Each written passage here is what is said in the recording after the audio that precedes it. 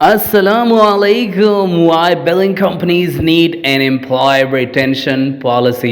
Billing companies को retention policy क्यों ज़रूरी है कि वो एम्प्लॉयज़ को रिटेन कर सकें? हमारे पास कपल ऑफ स्टेप्स हैं जिनको जानकर जिनको लर्न करके आपको अंदाज़ा हो जाएगा कि रिटेंशन पॉलिसी कितनी ज़्यादा इम्पोर्टेंस रखती है किसी भी बिलिंग कंपनी के लिए। तो चलिए जी स्टेप्स की तरफ। Reduces turnover cost. सबसे पहले जो हमारे पास जो स्टेप है वो रिड्यूसेस टर्नओवर कॉस्ट है, जिसमें अगर हम बात करें hiring and training new employees is expensive, retention saves time and money. अगर हम न्यू ट्रेनिंग की तरफ जाते हैं, एम्प्लॉयज़ की हायरिंग की तरफ जाते हैं, तो ज़ाहिर बात है न्यू एम्प्लॉयज़ को हायर करने में भी टाइम लगेगा, उनके डॉक्यूमेंटेशन में भी टाइम लगेगा, और इसके अलावा time be is also spending on them. और इसके अलावा जो एम्प्लॉयज़ जो है वो ट्रेन होंगे उनमें भी टाइम लगेगा, और फिर उनकी मिस्टेक्स भी होगी क्योंकि वो न्यू जो बिलिंग गाइडलाइंस हैं स्पेसिफिक अकाउंट की, उससे भी वो मसला क्रिएट कर सकता है। तो better is to retain the old employees so it can save the money and time. Number 2 steps हैं मेंटेन कंसिस्टेंसी एंड एक्यूरेसी। जैसे मैंने कहा कि medical billing is detail and sensitive, experience employees make fewer errors. जैसे मतलब जो senior employees है वो मिस्टेक्स भी कम करते हैं। इसके अलावा protect institutional knowledge, long term employees understand client accounts, pair rules and work flow better. जैसे मैंने आपको कहा कि जो लॉन्ग टर्म एम्प्लॉयज़ हैं उनको पता होता है पेयर गाइडलाइंस का, इंश्योरेंस गाइडलाइंस का, बिलिंग गाइडलाइंस का, इसके अलावा कौन से पेयर की कितना रूल क्या है, वो कितने टाइम में क्लेम को प्रोसेस करता है, उनकी टाइमली फाइलिंग लिमिट्स कितनी हैं, तो उनका उन फ्लोस का पता होता है। जो वर्क फ्लो है आरसीएम का, वो सारा सर्कल जो है उसको पता होता है। Improve client trust, client prefer working with familiar knowledgeable staff who understand their needs. जो एक्सपीरियंस यूज़र है, क्लाइंट भी सेटिस्फाइड होता है, उनको जो भी क्यूरीज आती है वो ऑन द स्पॉट रिजॉल्व भी हो जाता है, क्योंकि उनके जो एम्प्लॉयज़ उन पे काम करें उन अकाउंट्स पे, तो उनको तो पता होता है कि इस डिनाइल का या इस एरर का या इस बिलिंग एक्शंस का ये जो है वो रिस्पॉन्स होना चाहिए, ये क्लाइंट क्यूरी है, इस पे मैं टाइमली ये रिस्पॉन्स कर सकूं। तो ये build the trust of the client, के क्लाइंट को टाइमली रिस्पॉन्स मिल सके with proper and accurate action. अगर एक एक्सपीरियंस यूज़र है, उनके लीड को भी जो है वो उनको ज़रूरत नहीं होती, क्योंकि वो एक्सपीरियंस यूज़र जो है उसको पता है कि क्लाइंट को क्या रिस्पॉन्ड करना है, किस तरीके से उनको डील करना है। तो बेटर इसके जो क्लाइंट को जो पुराना एम्प्लॉय है वो उसको यूटिलाइज किया जा सके, ताकि क्लाइंट जो है वो ट्रस्ट बिल्डअप हो सके। 5th नंबर क्या है? Boost morale and productivity. अच्छा, a stable team creates a better work environment which can increase performance. एक स्टेबल टीम क्या है? वो बेटर वर्क एनवायरनमेंट क्रिएट कर सकता है, क्योंकि उनका पहले कंपनी के एसओपीज़ का भी पता है, कंपनी में उन्होंने टाइम भी स्पेंड किया होता है, तो जो अप एंड डाउन है वो भी उन्होंने गुजारे होते हैं, क्लाइंट की क्यूरीज़ के बारे में भी उनको सारी चीज़ों का पता होता है। तो वो क्या है, उनकी परफॉर्मेंस जो है वो वक्त ब वक्त जो है मज़ीद इम्प्रूवमेंट की तरफ जाती है, निखार की तरफ जाती है। और जब उनकी जो परफॉर्मेंसेस है वो जो है वो कन्वर्ट होते हैं जो रेवेन्यू इंक्रीज़ में, तो डेफिनेटली कंपनी कंसिडर करती है उनके इंक्रीमेंट के बारे में, उनके जो परफॉर्मेंसेस हैं उनको रिवॉर्ड करने के लिए। तो द बेटर थिंग इज़ के जो ओल्ड एम्प्लॉय है वो उनको यूटिलाइज़ किया जा सके, और उनसे जो है टीम का मोराल भी बेस्ट हो जाता है, कंपनी का मोराल भी बहुत बेस्ट होता है। इवन कि जो कॉम्पिटिटिव कंपनीज़ होती है उनको भी पता चल जाता है कि भाई वो कितना वो एम्प्लॉयज़ को ज़्यादा जो है वो सपोर्ट करते हैं, और उनके जो परफॉर्मेंसेस हैं उनमें उनको अप्रिशिएट करते हैं। ये तमाम एम्प्लॉयज़ जो उनके पास है पुराने एम्प्लॉयज़ हैं और कंपनी में वो खुश हैं, वो स्विच नहीं करते, तो that can create the stable, ठीक है, और प्रोडक्टिविटी को भी बेहतरीन बना देता है।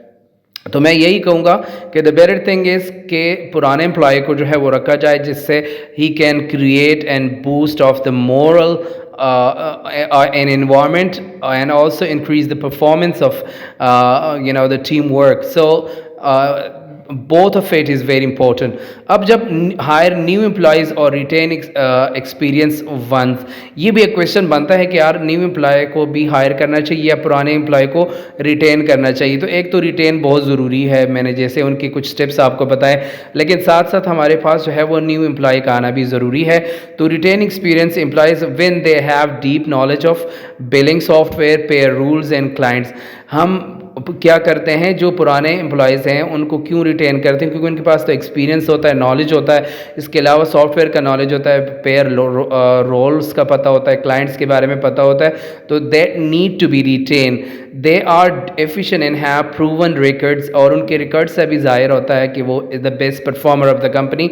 There cost is justified by there performances. जैसे मैंने आपको कहा कि अगर वो कंसिस्टेंटली वर्क करते हैं और वो वर्क जो है वो कन्वर्ट हो जाती है रेवेन्यू जनरेशन में, तो कंपनी जो है वो डेफिनेटली उनकी परफॉर्मेंसेस को सराहती है, उनको मज़ीद जो है वो अप्रिशिएट करती है, और वो जैसे जैसे उनको रिवार्ड दिया जाता है तो ही कैन बी मोटिवेटेड। और साथ साथ जो है वो अगर बात हम करें कि वो एम्प्लॉयज़ जो है वो सेटिस्फाइड होंगे, वो परफॉर्म करेंगे, उससे क्लाइंट्स जो है भी वो सेटिस्फाइड होते हैं, तो वो रेफरल्स आने के भी चांसेस ज़्यादा होते हैं, जिससे कंपनी का जो है वो वर्क जो है मज़ीद बढ़ता है, और फिर कंपनी जो है वो टीम मज़ीद जो है वो इंक्रीज़ करती है, और इन्हीं पुराने यूज़र्स जो है वो उनको मौके मिलते हैं और उनकी प्रमोशंस के चांसेस होते हैं, और जो है वो कंपनी जो है वो जैसे ग्रो करेगी, एम्प्लॉयज़ भी ग्रो करेंगे, कंपनी को बेनिफिट्स मिलेगा तो एम्प्लॉयज़ को भी बेनिफिट मिलेगा।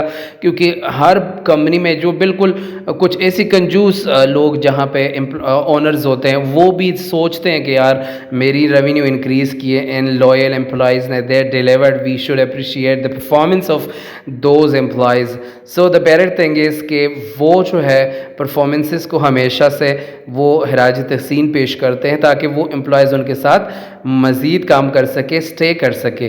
ठीक है, ये नहीं है कि उनको मतलब साथ साथ डिग्रेड करते जाएं। कुछ कंपनीज ऐसी भी है कि जैसे जैसे उनके टाइम गुजरता है एम्प्लॉयज़ पुराने होते जाते हैं, हालांकि वो डिलीवर भी कर रहे होते हैं, लेकिन दे हैव रूल के वो पुराने एम्प्लॉयज़ जो है उनको निकाल दिया जाए, तो और न्यू एम्प्लॉय को जो है वो लाया जाए। फिर वो न्यू एम्प्लॉय क्या करते हैं, वो सीखते तो ज़रूर है लेकिन टाइम भी लगता है, और फिर उस पर कंपनी का कॉस्ट भी लगता है। साथ साथ जो है वो क्लाइंट डिससेटिस्फेक्शन की तरफ भी जाता है, फिर उनको समझ भी नहीं आता है जब क्लाइंट कंप्लेन कर देता है कि क्लाइंट को कैसे ठंडा किया जाए, उनको कैसे मोटिवेट रखा जाए दोबारा, क्योंकि क्लाइंट जो है वो पुराने एम्प्लॉयज़ की परफॉर्मेंस से खुश होते हैं, और न्यू एम्प्लॉय जो है वो ब्लंडर मारते हैं, और इस ब्लंडर की वजह से क्लाइंट जो है वो सीधा सीधा वार्न करता है कंपनीज़ को कि भाई आप जो है मेरी अकाउंट को सही नहीं देख रहे, तो लिहाजा आप जो है वो क्या करें, आप जो है आप मेरा कॉन्ट्रैक्ट कैंसिल कर दें, I don't want to continue with you guys. So then the company जो है वो सोचती है कि नहीं, हमारे लिए ओल्ड एम्प्लॉय भी बहुत ज़रूरी है, we have to stay with them as well,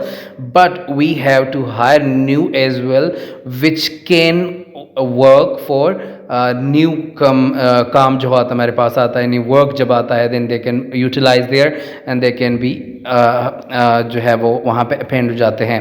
high new employees when, हम न्यू एम्प्लॉय का भी यूज़ कर सकते हैं, you are expending any fresh talent. जैसे मैंने कहा कि हम अगर अपना जो है वो स्टाफ एक्सपेंड करना चाहते हैं और फ्रेश टैलेंट को भी लाना चाहते हैं, we wants a fresh blood as well to continue and work efficiently. The current team is resistant to change or underperforming, या करंट टीम जो है वो सम टाइम ऐसा होता है कि वो बेटर परफॉर्म नहीं करते, मतलब ये हर सिचुएशन में नहीं होता, सम टाइम ऐसा भी होता है जो ओल्ड एम्प्लॉय जो है वो गलत, वो डिमोटिवेट होते हैं, वो जो है वो कामचोर भी होते हैं, वो लॉयल नहीं होते कंपनी के साथ, तो उस केस में न्यू एम्प्लॉय की तरफ जाना चाहिए। लेकिन हम एक प्रॉपर वे से न्यू एम्प्लॉय को लाएंगे, ऐसा नहीं है कि उन एम्प्लॉय को फ़ौरन ही कर दो, आप साथ न्यू एम्प्लॉय को भी रख दो, साथ उनको भी रखो, दोनों को कंपेयर करो, ट्रेनिंग दो सबको। You want to train staff in a specific way, आपको स्पेसिफिक वे में वो करना चाहिए। तो अब सवाल ये भी तो होता है कि बेस्ट स्ट्रेटजी क्या है। आपने कहा कि ओल्ड एम्प्लॉय को भी नहीं जाने देना चाहिए, साथ साथ आपने ये भी कहा कि न्यू एम्प्लॉय जो है उनको भी रखना चाहिए। तो स्ट्रेटजी क्या है कि बैलेंस हमें रखना चाहिए। Retain experience staff to ensure stability, hire new talent to bring fresh ideas, innovation and scalability. जैसे मैं आपको बोला कि कुछ टेक्नोलॉजी का इम्पैक्ट भी होता है, टेक्नोलॉजी के आने से जो है वो चीज़ें मज़ीद जो है ऑटोमेशन की तरफ जाती है, तो उस केस में जब न्यू ब्लड आता है तो they work through, they study through different technology in the universities. They learn more advanced technology in their studies, and they want some new things to be implemented in the billing cycle. So there should be some new blood which can generate idea, which can give the ideas, and also the retention of the old employees to stay with the new one and ensure to retain the clients as well, कि हमें पता हो कि client को कैसे हम retain करेंगे. That is the strategy, the best strategy to retain the old as well as hire the new one to balance the team. ठीक है, उनमें से पुराने भी होंगे. जैसे हम अगर क्रिकेट की बात करें तो वहाँ पे हम जो है वो हमें पुराने जो कुछ प्लेयर्स हैं उनकी भी ज़रूरत होती है, क्योंकि प्रेशर टाइम पे वो पुराने एम्प्लॉयज़ जो है वो पुराने जो प्लेयर्स हैं वो काम आते हैं. सिमिलरली जब जहाँ पे हिटिंग की बात होती है और वो जो फ्रेश ब्लड होता है, दे कैन डिलीवर, उनके करेज, उनका जज्बा, spirit, they just want to deliver for the country. So they need guidance, और उन गाइडेंस जो है वो कौन प्रोवाइड करता है? वो जो पुराने लोग हैं. तो similarly in the billing field there are some old employees which can lead the team, which can build and strengthen the team with a new setup, with the new talent, and also to take the idea from them and to implement these ideas in the organization. But that should be like balance, like to balance and stabilize the team. So there should be some specific innovation from the top end, from the low end.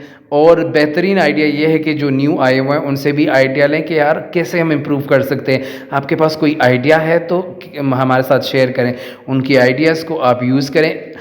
उससे क्या होगा? उससे जो पुराने employees हैं वो भी जो है वो लर्न कर जाएंगे, और जो फ्रेश जो हमारे पास आए होंगे employees, they will also be motivated कि उनके आइडियाज़ की कदर की, उनको प्रॉपर यूटिलाइज़ किया गया. तो वो एक जो है वो एक ऐसा इन्वायरमेंट क्रिएट हो जाएगा कि जिससे ग्रोथ के चांसेस भी नज़र आएंगे और इनकरेजमेंट के चांसेस भी नज़र आ जाएंगे. मैनेजमेंट को मज़ीद बूस्टअप मिलेगा. और कुछ पुराने जो लोग बैठे होते हैं ना, मतलब वो एक स्पेसिफिक काम आ रहा होता है, उसको धड़ाधड़ कर रहे होते हैं, फिर आता है मतलब सेम चीज़ आ रही होती है. तो जब न्यू आइडियाज़ आती है तो वो सेम चीज़ भी मज़ीद जो है वो डेवलपमेंट की तरफ चला जाता है. काम तो वही होता है, there is some new things come, और SOPs वही होते हैं, लेकिन द थिंग इज़ कि इम्प्रूवमेंट की तरफ जाएँ. ठीक है. सिमिलरली वो जो let suppose in case of any kind of sudden accident, खुदा न खास्ता, या कोई एम्प्लॉयज़ खुद से चले जाएं, तो the new employees will work there. वो बैकअप के तौर पे रखते हैं, और वो बैकअप के तौर पे जब उनकी ज़रूरत पड़ती है then they can utilise and work with the company, with the old one. And वहाँ पे क्लाइंट्स को ज़रूरत है. आप अगर पुराने एम्प्लॉय एकदम छोड़ के चला जाता है और आपके पास बैकअप भी नहीं होता, तो देन क्या होता है? आपका क्लाइंट तो ऑटोमेटिकली चला जाता है. आपके पास स्टाफ ही नहीं है कि उनके जो SOPs, उनके गाइडलाइंस हैं, सारी चीज़ों को प्रॉपर तरीके से हैंडल किया जा सके. तो द बेटर थिंग इज़ कि आप बैलेंस रखें new employees and old employees together to grow the company and to well manage the environment. Thank you so much. अल्लाह हाफिज़.